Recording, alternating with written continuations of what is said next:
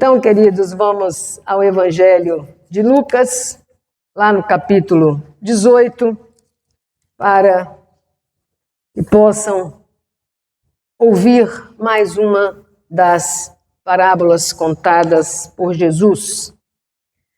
A partir do verso 9, então, do capítulo 18.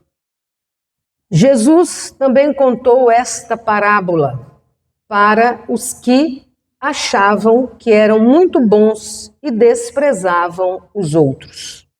2 homens foram ao templo para orar. Um era fariseu e o outro cobrador de impostos. O fariseu ficou de pé e orou sozinho assim: Ó Deus, eu te agradeço porque não sou avarento, nem desonesto, nem imoral, como as outras pessoas. Agradeço-te também porque não sou como este cobrador de impostos. Jejuo 2 vezes por semana e te dou a 10ª parte de tudo o que ganho. Mas o cobrador de impostos ficou de longe e nem levantava o rosto para o céu. Batia no peito e dizia: Ó Deus, tem pena de mim, pois sou pecador. E Jesus terminou dizendo: Eu afirmo a vocês que foi este homem, e não o outro, que voltou para casa em paz com Deus. Porque quem se engrandece será humilhado, e quem se humilha será engrandecido. Nós podemos nos sentar e, reforçando então que este texto é uma parábola, e desta parábola trouxe como título para a nossa reflexão: Jesus liberta da espiritualidade do uso perverso da oração provocado pelo orgulho religioso. Nós estamos diante de uma parábola que nos convida a mergulhar um pouco nessas duas temáticas, a questão da oração e do orgulho religioso. Como que a oração ganha um outro sentido, como que a oração ganha uma outra razão de ser, quando movidos e motivada pelo orgulho, e como até mesmo é isso uma espiritualidade que perverte o sentido da oração. Nós vamos desenvolver o texto começando exatamente com 3 frases que são, aspas, hein? Bendito és tu, Senhor nosso Deus, Rei do universo, que não me fizeste gentil. Gentil aqui no sentido de gentílico. Bendito és tu, Senhor nosso Deus, Rei do universo, que não me fizeste gentil. Bendito és tu, Senhor nosso Deus, Rei do universo, que não me fizeste escravo. Bendito és tu, Senhor nosso Deus, Rei do universo, que não me fizeste mulher. Talvez essa última frase aí a gente associe, que por várias vezes a gente ouviu isso, né? De que lá nos preceitos judaicos tem esta expressão, né? Bendito és tu, Senhor nosso Deus, Rei do universo, que não me fizeste escravo. A gente vê aqui que todas as frases têm essa questão da negativa, que não me fizeste assim, que não me fizeste assim, que não me fizeste assim. Na realidade, essas 3 frases que acabei de ler são 3 expressões, ou melhor, 3 bênçãos tradicionais que aparecem no livro de orações judaico, datado do século V depois de Jesus, e que tudo indica derivam de orações em uso entre fariseus piedosos do ambiente religioso contemporâneo a Jesus, que eu acabei de ler, século V depois de Jesus. Mas tudo indica que para chegar ali, nessa conformação, algo já vinha acontecendo na tradição que deu sentido à forma como ali foi colocado. Então, essa forma de orar, bendito és tu, Senhor, ou então, eu te agradeço, Senhor, ou então, graças dou, Senhor, porque não sou assim, já era uma forma comum de orar, era uma forma comum de oração. Então, essa forma de orar, bendito és tu, Senhor, por não ter caído em nenhuma transgressão, ou seja, aí fala a transgressão pela qual a pessoa foi liberta, bendita és tu, Senhor, por não ter caído nessa transgressão, já era comum naquela época e perduraram como expressão de bênção de ingratidão pela identidade e responsabilidade que cada pessoa tinha diante da Torá. Então, se eu tenho determinado ensinamento, na medida que eu consigo, a levar minha vida não transgredindo aquele ensinamento, isso, claro, nos causa um sentimento bom. E isso não é ruim. Quando a gente vê que a gente está indo num caminho legal, um caminho saudável, um caminho que nos faz nos aproximar de Deus. Não há problema nenhum nessa questão. Agora, as negativas não são apenas proibições. Muitas vezes são valores espirituais positivos e, por isso, podem ser transformados em bênçãos de gratidão. Estão entendendo? Quando fala, obrigado, Senhor, porque eu não sou assim, ou porque eu não faço isso, é, de certa forma, um valor negativo que pode ser encarado como positivo e também transformado em bênção de gratidão. Agora, vocês imaginam, século V foi a forma como eu li. Agora, será que essa tradição judaica também não sofreu algumas atualizações, vamos assim chamar? A gente morre de medo desse nome, Atualização, falar em atualizar a Bíblia, então, dá até arrepio, Mas será que também essa tradição judaica não foi sendo também colocada numa leitura atualizada que desse sentido ao que está lá? Então, essas bênçãos foram historicamente interpretadas de diversas formas. Hoje, muitos livros de orações modernas da tradição judaica reformularam essas bênçãos de maneira positiva. Por exemplo, quanto às orações que eu li. Bendito és tu, Senhor, nosso Deus, Rei do universo, que não me fizeste gentil, ou seja, não me fez outra coisa a não ser uma pessoa judaica.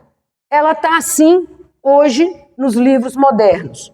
Bendito és tu, Senhor, nosso Deus, Rei do universo, que me fizeste israelita.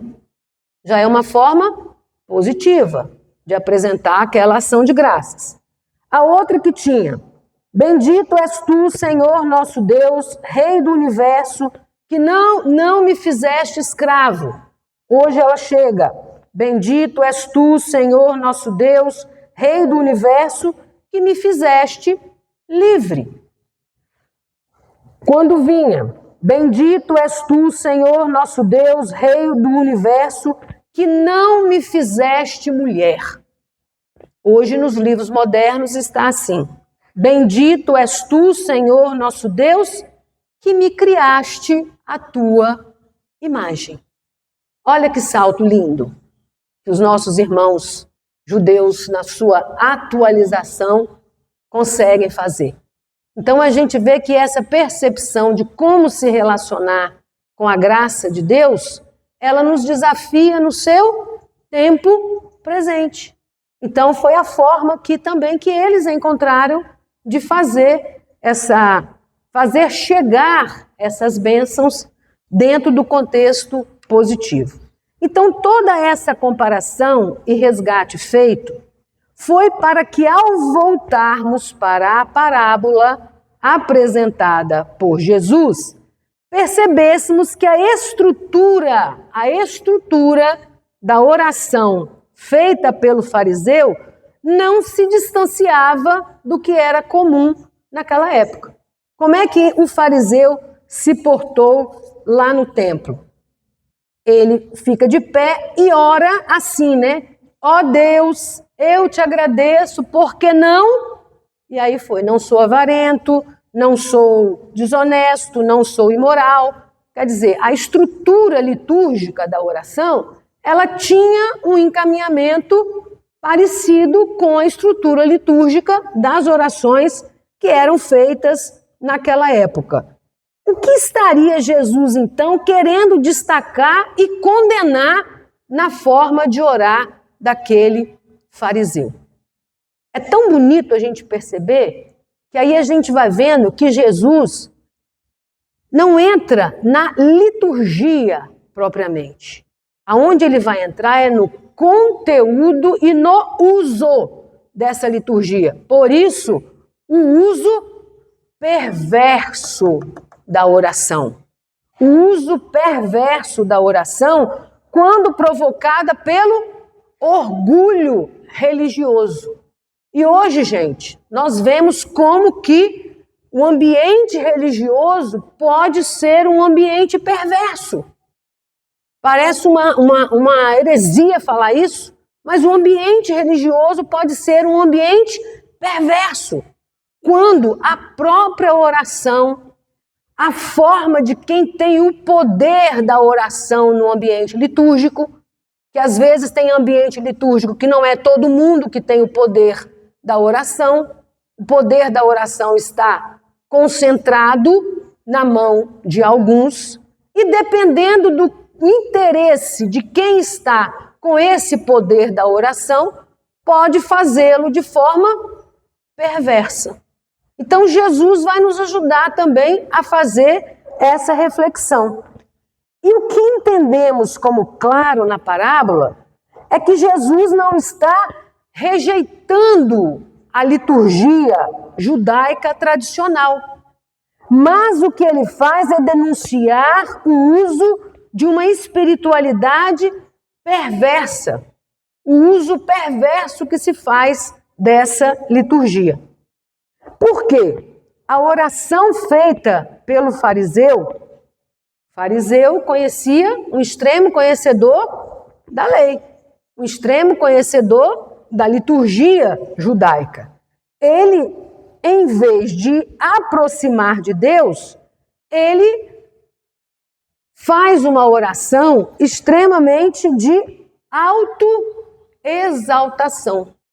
Então, a forma que ele orou, mesmo querendo se libertar ou atestar que ele não estava subjugado àquelas transgressões, ele o faz de uma forma que o exalta. E o exalta por quê? Quando nós lemos aqui aquelas 3 frases, estava assim, né? Bendito és tu, Senhor, nosso Deus, Rei do Universo, que não me fizeste escravo e ponto. Não havia nenhum caráter de quê? Comparação. Por quê? O caráter de comparação é que faz com que o orgulho se manifeste. E na oração do fariseu, o que aparecia? Eu te agradeço porque não sou avarento, não sou desonesto, não sou imoral, como as outras pessoas.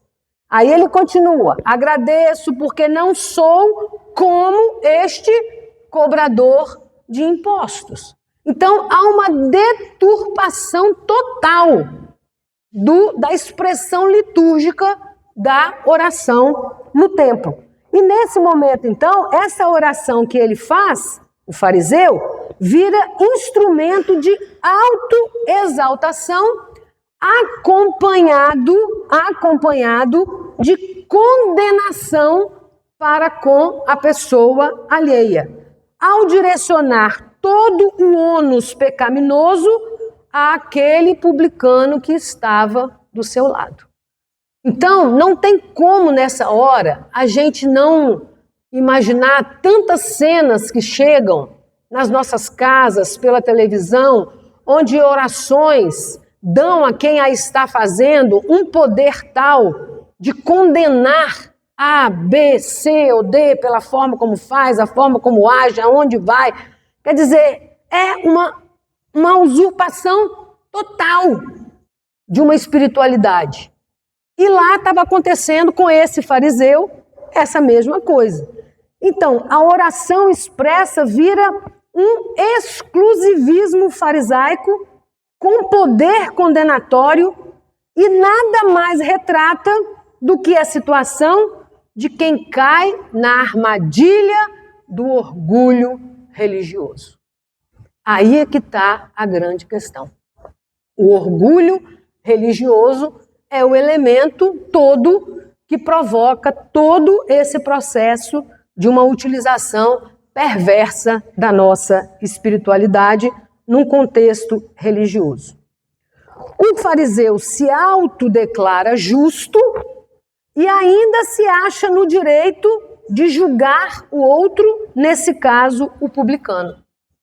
Jesus não condena a oração propriamente dita, o estar ali orando, mas o uso espiritualmente perverso que se fez dela, quando motivada e sustentada meramente por um orgulho religioso. Foi muita empáfia daquele fariseu. Não satisfeito em acusar o outro, no caso o publicano, sente ainda a necessidade de se enaltecer diante de Deus como um fiel cumpridor dos mandamentos. Jejuo 2 vezes por semana, dou a 10ª parte de tudo que ganho. Eu sou tal. Aquele ali é o nada. Aqui é que está tudo de bom. Vem para cá, que é aqui que as coisas boas acontecem. Lá não. Lá é assim, é assado, e aí começa a botar N defeitos e tal e coisa, né? E assim vai essa conduta, né? De quem está totalmente dominado por um orgulho religioso que usa a religião para criar barreiras de separação. Usa a religião para criar barreiras de separação que aponta de um lado os bons e do outro os maus. É isso que a parábola nos ajuda a concluir, porque é isso que Jesus critica também e condena. Porque o próprio Jesus conclui a parábola assim: eu afirmo a vocês que foi este homem, quem? Aquele que pediu misericórdia. Ó Deus, tem pena de mim, pois sou pecador. Eu afirmo a vocês que foi esse homem e não outro que voltou para casa em paz com Deus. Em algumas traduções, justificado, né? Porque quem se engrandece será humilhado e quem se humilha será engrandecido. É uma situação que nos faz ver que não é à toa que na direção totalmente oposta à do fariseu, que se auto-justifica, Jesus apresenta a figura do publicano, que reconhece sua miséria, confia na graça e em humildade se apresenta diante de Deus, clamando por misericórdia. O que Jesus, na realidade, ensina com a parábola é que a oração verdadeira precisa estar envolta em humildade, voltada para Deus e não para si. Diz o texto que Jesus objetivou contar a parábola para alguns que se achavam bons e desprezavam os outros. Aí eu pergunto para vocês, com todo o ministério de Jesus, né? Jesus tinha o objetivo de contar uma parábola para alguns que se achavam bons e desprezavam os outros. Tantas temáticas poderiam ter aparecido aqui que talvez satisfizesse Jesus para cumprir esse objetivo, né? Contar uma parábola para alguns que se achavam bons e desprezavam os outros. Mas Jesus o fez no contexto da religião. Também naquele momento, Jesus denunciando uma religião, uma religiosidade, mais precisamente, altamente opressora e altamente abusiva. Nós não podemos deixar de ver que vivemos um contexto atual que também nos deparamos com situações em que temos um contexto religioso abusivo. E Jesus nos chama para que tenhamos nós esta percepção e conduzamos a nossa vida, a nossa forma de ser e principalmente a nossa igreja de uma forma que não reproduza esse tipo de situação. Jesus sabia que aquelas pessoas que fossem entender essa parábola entenderiam essa forma litúrgica de se apresentar no templo. Jesus coloca a parábola com duas pessoas dentro do templo. Portanto, o foco era ali no contexto religioso. E foi respeitando a forma litúrgica de se apresentar diante de Deus que Jesus fez questão de mostrar que toda a liturgia só será verdadeira se for dita, executada com humildade e principalmente com paixão. Jamais superioridade, detenção de poder e condenação. Deus nos ajude, nos dê a graça de dele nos aproximarmos com essas atitudes, de vivermos uma vida litúrgica pautada nessas atitudes. Que Ele nos livre da armadilha do orgulho religioso que faz de nossas orações palavras que servem apenas para massagear o nosso ego, nos elevar a degraus de santidade tal que nos fazem sentir-nos no direito de condenar o outro, mas que não fazem caminho para encontros com Deus. E o que o Senhor quer de nós é encontros conosco, que o Espírito Santo nos conduza e nos aponte os verdadeiros caminhos pelos quais, na oração, façamos verdadeiros encontros com Deus. E aí, só um parêntese aqui, que quando eu comecei a mergulhar nesse texto, essa palavra sozinho aqui ficou me incomodando, porque é um sozinho, não é só porque ele só lá no templo, não. Ele estava na solidão de Deus. Esse sozinho aqui, para mim, eu não tive condição de pesquisar essa palavra sozinho que apareceu aqui, mas a primeira coisa que me veio foi um sozinho da solidão de Deus. Esse fariseu orou na solidão de Deus. E nós, se agirmos assim como ele, condenando um abuso de poder, um abuso religioso, nós estaremos orando na solidão de Deus. E não é isso que Deus quer, porque quem se humilha será engrandecido. Que nós apresentemos diante de Deus orações que Ele nos carregue na grandeza dEle e não na nossa grandeza. Amém.